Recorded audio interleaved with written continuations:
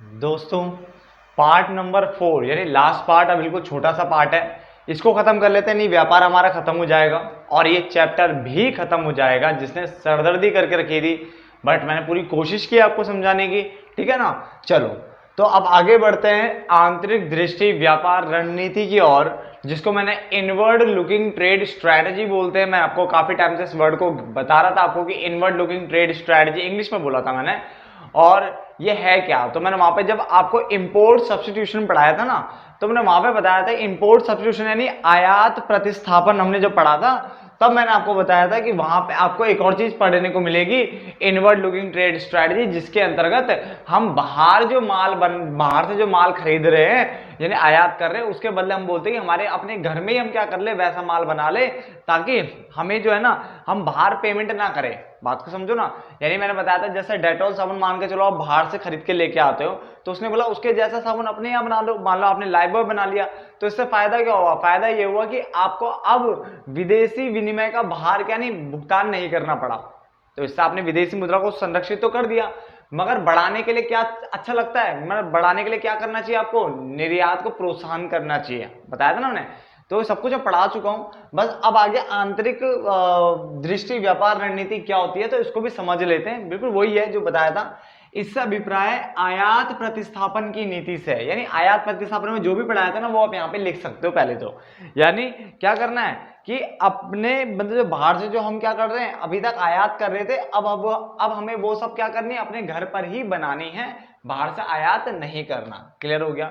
तो आयात प्रतिस्थापन की नीति से और घरेलू उद्योगों को कठोर आयात प्रतिबंधों यानी रिस्ट्रिक्शन लगाओगे, आप रेस्ट्रिक्शंस लगाते रहोगे, बड़े से बड़े हैवी रिस्ट्रिक्शन आपने लगानी है, और भारी आयात शुल्क लगाने यानी बहुत सारे टैक्सेस लगा लो उस आयात के ऊपर, ताकि क्या है, घरेलू उद्योगों का मिल सके, संरक्षण मिल सके। अगर मान के चलो आप चाइना से कोई दिवाली पे लड़ियां लेते हैं ना, तो आपने खरीदी, मान लो चाइना आपको 30 रुपए की एक लड़ी दे रहा है, तो एक काम करो ना, इंडिया गवर्नमेंट क्या करती है, उस पर ज्यादा टैक्स लगा देती है, ताकि वो 30 वाली 50 की हो जाए और आप उसको ना खरीदो। तो क्या कर रहे हैं, आंतरिक दृष्टि व्यापार नीति रणनीति के अंतर्गत क्या कर रहे हैं हम, एक तो आयात प्रतिस्थापन को ला रहे हैं कि बाहर से माल नहीं खरीदना, उसके जैसा माल घर पे बना देना है। क्लियर हो गया। नंबर 2, और जो बाहर से माल आ रहा है ना, उसके ऊपर कठोर आयात प्रतिबंध लगाने हैं, रेस्ट्रिक्शंस लगा लो, उसके ऊपर काफी सारी इंपोज कर दो। क्लियर। और भारी आयात शुल्क लगा दो, यानी क्या लगा दो, टैक्सेस, यानी जो टैरिफ वैरिफ होते हैं वो लगा लो ज्यादा। जैसे आप टैरिफ ये सब ज्यादा लगा दोगे, तो उसके बाद क्या होगा, आपके जो जो बाहर से आप जो आयात कर रहे हैं माल, वो क्या हो जाएगा, बहुत ज्यादा कॉस्टली हो जाएगा। फिर आपके जो घर के लोग हैं, यानी जो देश के अंदर जो आपके जो जनसंख्या, वो उसको खरीदेगी नहीं, तो हम आयात पर डिपेंड भी नहीं होंगे। क्लियर हो गया ना। चलो, इसने कहा संरक्षण या सुरक्षा के रूप, तो संरक्षण के दो रूप है, एक तो टैरिफ द्वारा संरक्षण करते हैं, एक कोटा द्वारा।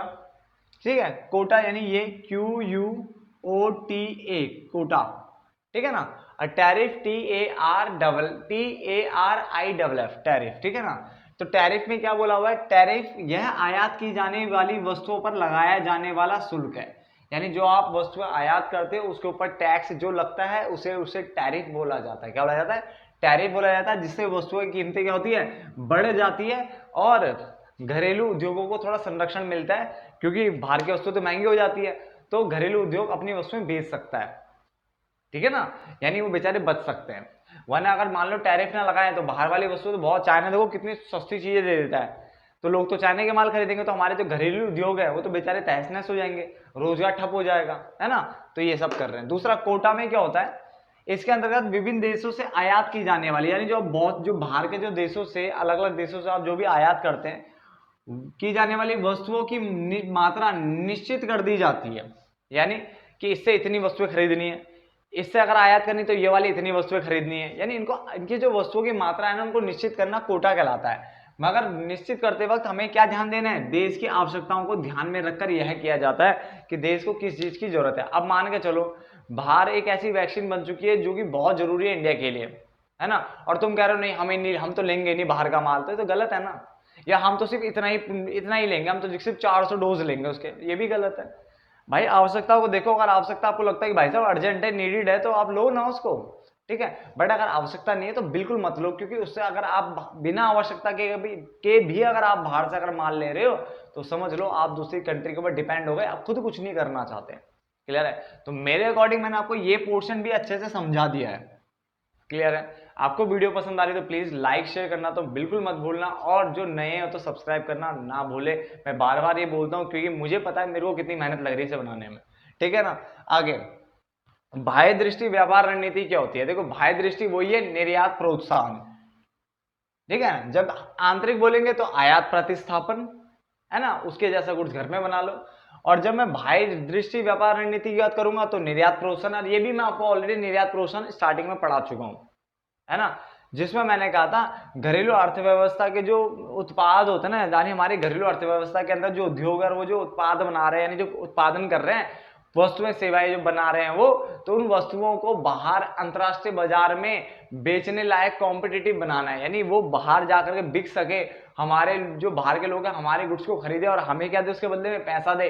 तो यही तो निर्यात प्रोत्साहन था, यानी एक्सपोर्ट को प्रोत्साहित करना, जिससे कि आपका विनिमय दर क्या होता है, बढ़ता है। याद रखना, विनिमय जो कोष है वो बढ़ता है, यानी भंडार जो है ना, बाहर की जो देश की मुद्रा है उसका जो भंडार हमारे यहाँ जो कोष है ना वो बढ़ता चला जाता है, और जितनी बाहर देश की मुद्रा हमारे यहाँ आती है ना उससे हमारा देश क्या होगा, मजबूत होता चला जाएगा। क्लियर है ना? तो हमें क्या करना है, इससे अभिप्राय निर्यात प्रोत्साहन की नीति से, अर्थात घरेलू अर्थव्यवस्था में प्रतियोगी उत्पादन वातावरण द्वारा, यानी कॉम्पिटिटिव उत्पादन वातावरण द्वारा निर्यात को क्या करना, प्रोत्साहन करना, यानी उनके दिमाग में बैठाना कि तुम्हें बाहर वाले से लड़ना है, एक ऐसे गुड्स बनाओ कम रेट पे अच्छा वो दो, आउटपुट दो, है ना, अच्छी क्वालिटी दो, जिससे क्या बाहर वाले लोग तुम्हारे गुड्स अंतरराष्ट्रीय बाजार में खरीदेंगे और तुम्हारी वाह वाह वाह वाह हो जाएगी, बाहर वाले दोस्त खरीदेंगे तो तुम्हारी वाह वाह हो जाएगी। ठीक है ना? यानी उनके क्या ऑर्डर आएंगे तुम्हारे पास, तुम अपना माल बाहर बेचोगे और वहां से भी करेंसी आएगी, कभी यूरो आएगा तो कभी डॉलर आएगा, कभी पाउंड आएगा आपके पास, ठीक है, तो कभी कुवैती दिनार आएगा, कुछ भी आएगा, है ना। इससे क्या होगा, आपकी जो है रुपया भी मजबूत होगा और आपकी कंट्री तो ठीक है कि उद्धार होना स्टार्ट हो जाएगा। ठीक है, चलो आगे चलते हैं। अब आगे बढ़ते हैं। 1950 से 1990 के दौरान जो सुधार हुए थे उसकी मुख्य विशेषताएं क्या थी? तो अब हम देखो ओवरऑल सब पढ़ चुके हैं, तो ये बिल्कुल घसीटे में निकलने वाला है, मतलब ये नहीं कि बता नहीं रहा हूं, बताऊंगा, मतलब बहुत आराम से समझ में आ जाएगा ये, मैं ये बोलना चाहता हूँ। देखो क्या हुआ था इस बीच में, आयात प्रतिस्थापन पर ध्यान दिया गया था। ठीक है ना? कोई आपसे पूछेगा आयात प्रतिस्थापन ज्यादा अच्छा है या निर्यात प्रोत्साहन? एक बेटा, एक प्रतिस्थापन एक प्रोत्साहन है, ये भी याद रखना। प्रतिस्थापन मतलब था उसके जैसा गुड्स खुद अपने यहाँ बनाओ, यानी सब्स्टिट्यूट की बात कर रहा है। वहां से डेटॉल ले रहे हो तो अपने यहाँ बनाओ ना उसके जैसा साबुन। अगर बाहर से आप कॉफी ले रहे हो तो अपने यहाँ बना लो ना कॉफी कोई दूसरी वाली, है ना। बाहर से आप मान लो कि कोई निरमा साबुन ले रहे हो तो अपने यहाँ बना लो ना निरमा साबुन। बात समझ में आ गया ना? बाहर वाले एक बढ़िया सा क्या नाम है पेन दे रहे कि ऐसा पेन जो बहुत अच्छा चलता है ये, तो अपने यहाँ बना लो ना आप भी पेन, है ना। तो ये सब्स्टिट्यूशन की बात कर रहा है, और निर्यात वाला जो है वो प्रोत्साहन की बात कर रहा है। ठीक है ना? प्रमोट करने की बात कर रहा है, एक्सपोर्ट प्रमोशन। चलो, तो आयात प्रतिस्थापन पर ध्यान दिया गया था। इस बीच हमने पूरा चैप्टर पढ़ लिया, ये भी हमने देखा। दूसरा, सार्वजनिक क्षेत्र पर भारी निर्भरता दी गई थी। मैंने ये भी बताया था आपको, जो सार्वजनिक यानी जो पब्लिक क्षेत्र था उस पर क्या किया था, भारी निर्भरता रखी गई थी। इसका मतलब पहला स्थान उनको दिया गया था, प्राथमिकता उनको दी गई थी, मगर वो लॉस पे लॉस, हानि पे हानि झेलते जा रहे थे। आगे, निजी क्षेत्र को द्वितीय भूमिका दी थी, और वो भी तब अगर वो परमिट लाइसेंस ले ले, यानी परमिट लाइसेंस राज्य के अंतर्गत, परमिट लाइसेंसिंग जो लाइसेंस राज था उसके अंतर्गत अगर लाइसेंस ले लेती है तो वो अपना उद्योग स्थापित कर सकते हैं। बात समझ आ गया ना? तो ये द्वितीय भूमि था, वो भी द्वितीय भूमिका अदा की थी इन्होंने, बट वो भी कैसे, जब परमिट लाइसेंसिंग राज यानी गवर्नमेंट से अगर वो अप्रूवल ले ले, परमिट ले ले, लाइसेंस ले ले, तो वो उद्योग स्थापित कर सकते थे। तो ये हमने पढ़ा था, पहले भी पढ़ा था। छोटे पैमाने के उद्योगों का विकास किया गया था, यानी स्मॉल स्केल इंडस्ट्रीज लाई गई थी, हमने पढ़ा था, इस बीच में लाई गई थी, जिसका क्या मेन उद्देश्य था, रोजगार को बढ़ाना और साम्य स्थापित करना। साम्य मतलब समानता स्थापित करना, धनी और निर्धन के बीच का गैप कम करना, ताकि ये लोग भी कमाएंगे तो भाई थोड़ा थोड़ा कम तो कुछ तो कम होगा। ठीक है ना? तो हम ऑलरेडी पढ़ा था, तो हमने चैप्टर में जो पढ़ा, सार्वजनिक क्षेत्र पर निर्भरता की गई थी, निजी क्षेत्र को द्वितीय दिया था, यानी परमिट लाइसेंस राज्य के अंतर्गत उनको परमिट लेना पड़ रहा था। छोटे पैमाने के उद्योगों का विकास हुआ था। ठीक है, ये वाला पॉइंट 7वां देख लेते हैं। बचत और निवेश पर ध्यान दिया गया। इस बीच क्या दिया गया, बचत और निवेश पर ध्यान दिया गया। उसके अलावा विदेशी पूंजी पर प्रतिबंध, ये देख लेते हैं कि बाहर की जो करेंसी थी ना उस पर प्रतिबंध लगा दिया गया था। ये सबसे बड़ी भूल थी इंडिया की, ये भी समझ लो। अब ये अगर अभी देखो, अभी आपको ढंग से फैमा और फेरा के बारे में नहीं पता होगा, आगे जाके आप इस चीज को समझोगे, ठीक है। मैं आपको बस कुछ एक चीज बताता हूँ, एफडीआई के बारे में बताता हूँ ताकि आपको कुछ समझ में आए थोड़ा सा, ठीक है, जनरल नॉलेज पर्पज के लिए। विदेशी विदेशी प्रत्यक्ष निवेश यानी फॉरेन डायरेक्ट इन्वेस्टमेंट, जिसमें एक देश दूसरे देश में क्या करता है, इन्वेस्टमेंट करता है, और उसके इन्वेस्टमेंट करने के बाद उसके ऊपर उसका कंट्रोल भी होता है। क्लियर है। जब कभी एफडीआई ये सब होता है तो इससे क्या होता है, एक देश से करेंसी दूसरे देश में जाती है और वहां रोजगार एंड ऑल बहुत कुछ पनपता है। हमारे देश ने सोचा कि अगर बाहर वाले लोग अगर हमारे यहाँ इन्वेस्टमेंट करेंगे तो हो सकता है कि वो दोबारा हमको कब्जे में ना ले ले, क्योंकि इंडिया पहले ही बेचारा 150-200 साल के कब्जे में झेल रहा था। कभी किसी राजाओं ने पकड़ा तो कभी अंग्रेजों ने धोया ढंग से। अब अंग्रेजों ने इतना धोया कि ये इंडिया वाले डर गए थे। इन्होंने क्या करा, इन्होंने बोला बाहर वालों का तो भाई साहब एहसान चाहिए नहीं बिल्कुल भी। जबकि आप वहीं देखोगे ना तो अमेरिका की भी बहुत सारी कंपनी चाइना में है, लगा नहीं करते, क्या करते हैं। बट अब यहाँ पे अगर कंपनीज ओपन करने की बात की तो कोई भाई मानने को तैयार, मानने को था ही नहीं, सब डर रहे थे। और इसी डर के कारण क्या हुआ, इन्होंने क्या करा, विदेशी पूंजी पर प्रतिबंध लगा दिया कि बाहर की करेंसी तो भाई तो आनी नहीं है। जब ये गलती करी गई तो इससे इतनी बड़ी, मतलब कह सकते हो आप एक क्या बोलते हैं, आपदा संकट टाइप का पैदा हो गया था कि हमारे यहाँ ना जो विदेशी विनिमय का जो कोष था, भंडार था, जहां पे अलग अलग देश की करेंसियां, उसका जो हमारे यहाँ भंडार था वो खत्म होते चला गया था। क्योंकि एक तो ये बेवकूफी, विदेशी पूंजी पर प्रतिबंध लगा दिया एक, दूसरी पूंजी तो मतलब दूसरी जो गलती थी वो थी आपकी आंतरिक व्यापार दृष्टि रणनीति, यानी आयात प्रतिस्थापन लाया गया, जिसमें अपने देश में बनाना, ये बात तो समझ में आई, अच्छा लग रहा था। मगर इससे क्या हुआ, आपने बाहर पेमेंट नहीं किया तो पैसा तो बचा लिया बाहर देश का अपने, जो आपके यहाँ बचा हुआ है कोष था, मगर वो बढ़ेगा ही नहीं। वो बढ़ेगा कब, जब वो निर्यात को प्रोत्साहन किया जाएगा। कहाँ क्या ये रहा, निर्यात प्रोत्साहित, और निर्यात प्रोत्साहन की बात वहां पे ढंग से हुई नहीं थी बात। ये सबसे बेस्ट होता है, ये भी अच्छा था बट ये इतना अच्छा नहीं है, क्योंकि इससे बढ़ नहीं सकता ना, इससे आप रोक तो सकते हो बट बढ़ा नहीं सकते।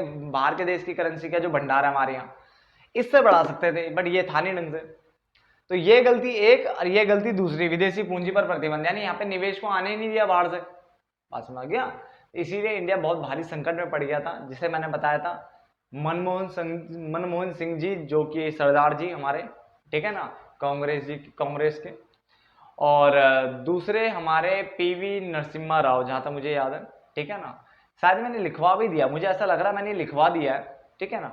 बट फिर भी अगर नहीं लिखवा होगा तो दोबारा लिखवा दूंगा, मुझे बता देना कमेंट बॉक्स में कि मैंने 1 नंबर वाले क्वेश्चनों में शायद ये लिखवाया है पिछले सेकंड चैप्टर में, जहां तक मुझे लग रहा है। बट फिर भी एक बार बता देना, ठीक है ना। चलो, तो विदेशी पूंजी पर प्रतिबंध लगाया गया, मैं बता दिया दोबारा से, ठीक है ना।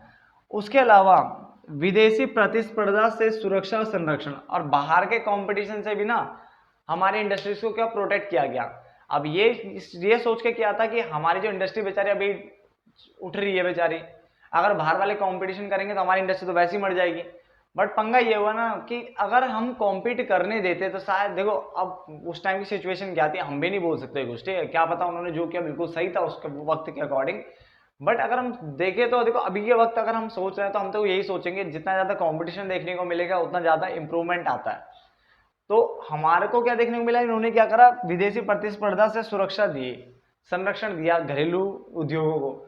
शायद नहीं करना चाहिए था, ठीक है, अगर करना चाहिए था तो कुछ हद तक करना चाहिए था, या फिर अल्टरनेटिव वे में उसको सपोर्ट कर सकते थे, जैसे प्राइस वाइज या टैक्सेस में थोड़ी सुविधा दे देते या कुछ दे देते, जिससे क्या है उसको बोलते कॉम्पीट कर तो बाहर जा करके।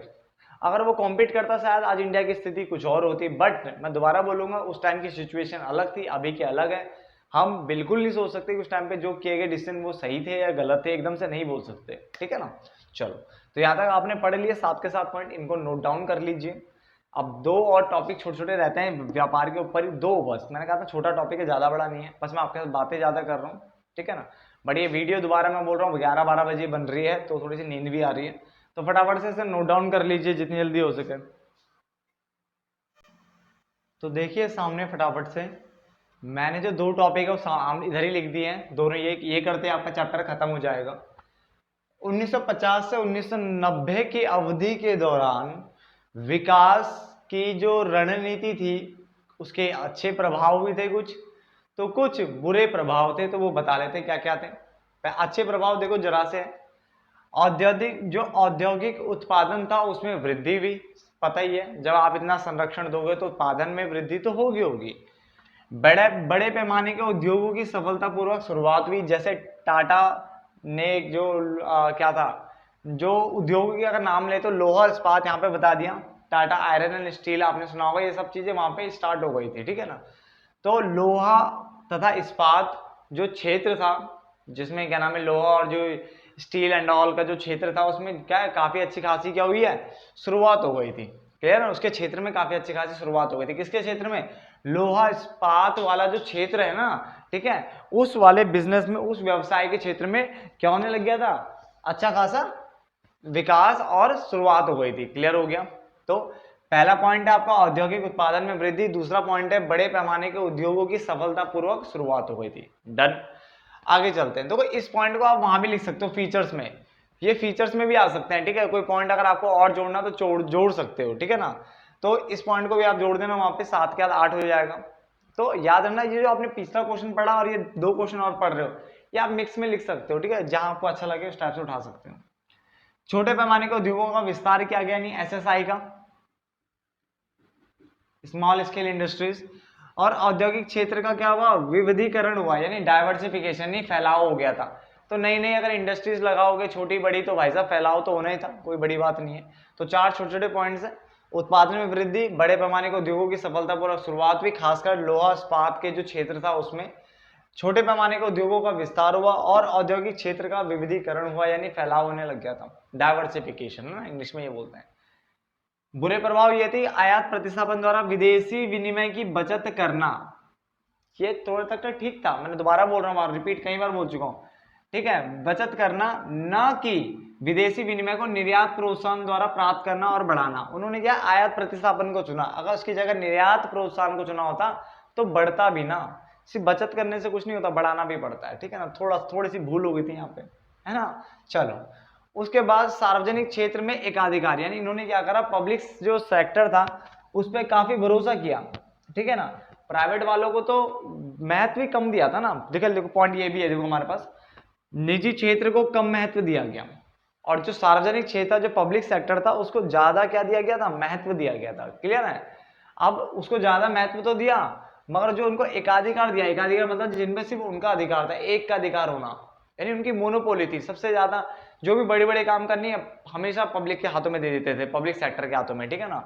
मगर ये क्या बन गया, सामाजिक महाभार बन गया, सामाजिक महाभार, यानी एक तरह से क्या नाम है, जो सोशल था यानी सोसाइटी थी उसके ऊपर ही भार बन के रह गया। क्यों, क्योंकि भारी हानि हुई थी इनको, यानी ये जो पब्लिक सेक्टर थे इनको बहुत ज्यादा, सार्वजनिक जो क्षेत्र है इसमें बहुत हानियां होने लग गई थी, इनसे चलाया नहीं गया, लॉस पे लॉस, लॉस पे लॉस हो रहा था, ठीक है ना। आगे आपने घरेलू उद्योग को संरक्षण दिया, आपको पता है उसने संरक्षण ने सुरक्षा या रक्षा तो उसको प्रदान कर दी, कोई दिक्कत नहीं, रक्षा बोलो सुरक्षा बोलो प्रदान तो कर ली, परंतु इसके कारण जो घरेलू उद्योग थे वो अंतरराष्ट्रीय प्रतियोगिता का सामना करने में क्या हो गए, असमर्थ हो गए। यहाँ एक प्रॉब्लम और क्रिएट हो गई, एक चीज अच्छी करी तो दूसरा गलत हो गया था। एक परमिट लाइसेंसिंग राज आ गया था बीच में, अभी आपने पीछे भी पढ़ा था परमिट लाइसेंसिंग राज। अब ये परमिट लाइसेंसिंग राज क्या था, इसके अंतर्गत लाइसेंसिंग अधिकारियों ने कई बार, यानी जो लाइसेंस जो जारी करते थे उन अधिकारियों ने क्या करा, कई बार जो बड़े व्यापारिक घराने के लोग होते थे ना, जो बड़े बड़े व्यापारिक घराने के लोग हैं, उनके जो उद्योग स्टार्ट होते थे ना, तो उनके लिए आवेदन जो पत्र आते थे उनकी उचित जांच किए बिना ही उन्हें लाइसेंस दे देते थे। मतलब बड़े बड़े लोगों का आया, अरे बड़े लोगों का आया हुआ है, ठीक है, कुछ पैसा वैसा करा होगा वो बात अलग है, ठीक है, इन्होंने क्या करा बिना कुछ जांच पड़ताल के उनको क्या लाइसेंस दे दिए थे, जो कि गलत था, ठीक है, आपको जांच पड़ताल करनी चाहिए थी और हर किसी को एक समान वे में आपको लाइसेंस जारी करने चाहिए थे, पर इन्होंने क्या करा बड़े बड़े घराने के लोग आए तो उनको ऐसे ही दे दिए लाइसेंस फटाफट से। तो ये परमिट लाइसेंस राज चल रहा था, जो कि बहुत दिक्कत है, खासकर निजी क्षेत्र वालों को लाइसेंस लेना था, आपको पता ही है। तो चैप्टर को यहीं पे खत्म करते हैं, ठीक है, तो मिलते हैं फिर नेक्स्ट चैप्टर में, बट उससे पहले 1 नंबर के क्वेश्चन आपको जल्दी से जल्दी मिल जाएंगे, ठीक है। मेरे को आ रही है नींद, तो बाय बाय दोस्तों, ठीक है।